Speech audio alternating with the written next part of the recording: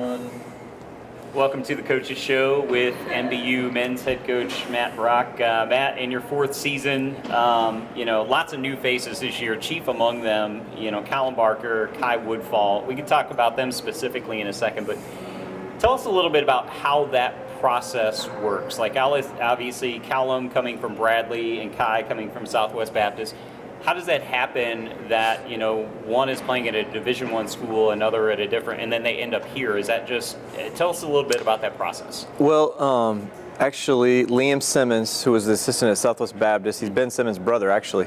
I saw him recruiting in the spring, and, he mentioned that Kai was going to look for another place, and he kind of said, hey, he's really good, we don't want him to leave. I think you should be interested. Great student, great kid, great player. And so we brought him up on a visit and really liked him, and he liked us, and he decided to come here. And then he texted me one day. He said, Coach, would you be interested in my 6'9" mate from Bradley? And I said, good day. No, I didn't say that, but I said yes.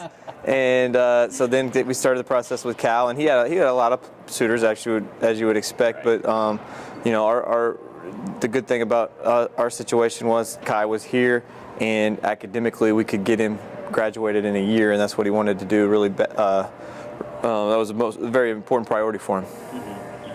And talking about those two specifically, what do they bring that maybe you haven't had in the past, or what's the real strengths of specifically those two players coming on? Well, Cal's very big, right. and we've been big, but Cal's very big and mobile and skilled. So it's, he presents a problem for you. Usually guys that are that big can't, handle the ball on the perimeter and play that far away from the basket. But he's able to do that, and Kai's really shot the ball really well. And one thing I think that surprised me about Kai is how good of a defender he's been. And both those guys played in very good leagues and have lots of experience playing at high-level basketball, and so they're bringing that experience and that confidence that they've been through the war before, and I think it's carried over, into our other guys as well.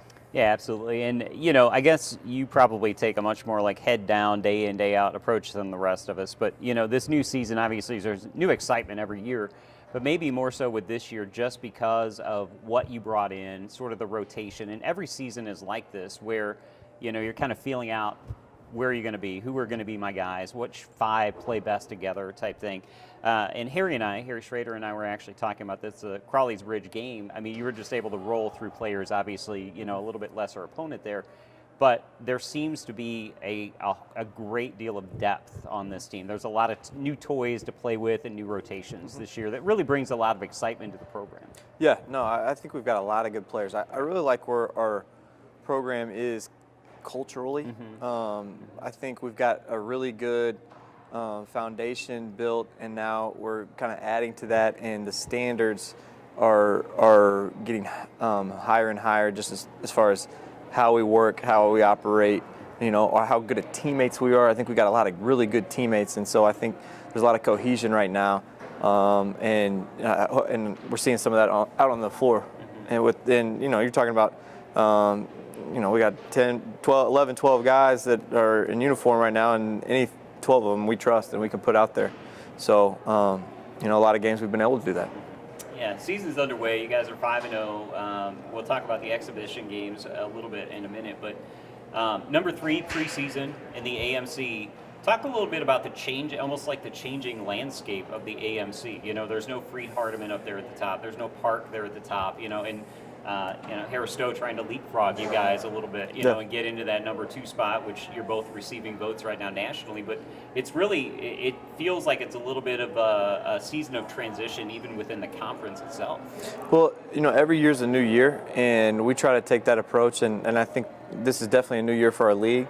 Columbia had quite a bit of turnover, some guards that have been there for 4 years, some seniors, 5 senior starters are gone, so they're going through some change, and then like you said, some teams that have been in the national tournament picture for the last 5 or 6 years, they're kind of gone through some changes. Some are coaching changes, some are other changes, but I think it's still really competitive, and I think the top of the league may look different as far as what names are up there, But if you look, the last few years, just top to bottom, it's gotten really tough. And in other leagues, I don't think you see a team of the caliber of Park or Freed-Hardeman in last year's case missing the conference tournament. Those are really great coaches, really good programs, and they don't even qualify for the top 8 in the AMC. So that just shows you how deep our league is, and I think it may, maybe it's super early, but maybe there's a little more parity. I'm not sure. Let's talk a little bit about the exhibition schedule. You guys played Arkansas State last night. You played Lindenwood. You got Webster coming up a little bit later in your schedule. What's the thought process behind those exhibition games? Obviously, playing some upper echelon teams. What do you hope to, and what do you learn from those types of interactions? Well, we have 30 regular season games we can schedule. So we have 2 scrimmages or exhibitions, and the Division I and Division II opponents want to get home games. So they'll schedule us for home games, and so to play that high level, those high level teams. You got to go to their place, so sometimes the travel's not all that great. But it's a great opportunity for our guys to play a really good team and kind of learn, because different styles. Arkansas State, super athletic, very high pressure defense, kind of our polar opposite. So that was a good game because we saw some things. Man, we got to get better at this. We got to handle pressure better. We got to do a better job of getting open on the wing so we can get the ball to the post, because we had success when we did that. Lindenwood last night, really, really strong team. I thought they defended at a high level. I thought they played extremely hard, and I think that's one thing. Playing teams at different levels, I think it opens your eyes to, okay, well maybe there's another level that we can get to as far as our energy and our effort. And I think playing really good teams forces you to play well, and in our case we came up short in both those games, but there's plenty to watch on film, and there's plenty of learning to do from that you can maybe we've developed some habits that maybe we're getting away with against some teams, but they expose those things, and so now you see it on film, you're like, hey, we got to do this better. Absolutely. And coming up this weekend, you guys play, I believe, Friday, Saturday, the Hampton Inn Thanksgiving Classic at Columbia. Tell us a little bit about the opponents. It's Clark on Friday, Lindsey Wilson, a nationally ranked team on Saturday. Yeah, both very strong.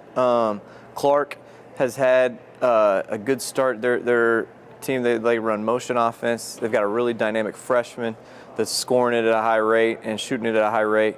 It's kind of a 6'4", 6'5" wing that they kind of play through. So they're going to be a challenge. And then you've got a quick turnaround and play an afternoon game with Lindsey Wilson, who's a very traditional power in the NAIA, Mid-South Conference, a really good league. And they've gone through a coaching change, but they've hired a guy that's won everywhere he's been, and they're going to be really tough. So it'll be a great part of our non-conference schedule to get a chance to play some teams outside of our area, to continue to get better and try to grow as a team, and hopefully build our resume a little bit. Yeah, absolutely. You guys step outside of conference, obviously, to play in that this weekend, and then right back into conference with Lindenwood Belleville. Then it really starts to hit a lot of those games. The schedule maybe not in your favor. A lot of December, you guys are on the road, so a couple of games here at home, then you're away for a long time, and then you really hit your stride, hopefully in January. Yeah, my kids the other night said, "Daddy, why are you home?" It was you said, "Don't get used to it." Yeah, we've had a lot of travel. We've had some. Yeah. We've had a lot of rental cars and buses and all sorts of late nights. So it'll be nice to get back home and get back in front of our home fans and sleep in our own beds. And we're looking forward to it. But like you said, our conference, or like we talked about earlier, our conference is tough as nails. Right. So you're talking about some really quality opponents coming in here, and with not a lot of practice time. That's kind of the thing right now. We've had 3 game weeks, and we just haven't had a lot of time to practice. Right. And we need a little bit of that, and we'll get it this week. Yeah, absolutely. And I asked Coach Sam Pearson about this. I'll ask you as well. Thanksgiving, 2 days away. What makes it Thanksgiving for you, like food-wise? Let's talk food-wise. Is it turkey? What is it? Yeah, I like turkey. I like mashed potatoes. I like sweet potatoes. My wife makes really good sweet potatoes. I try not to eat too much pie. My grandma's not going to be around this year, so I probably won't eat too much pie. But I'm pretty easy to please. Now my daughter, on the other hand, she's pretty picky, but she'll eat a little bit of Thanksgiving food.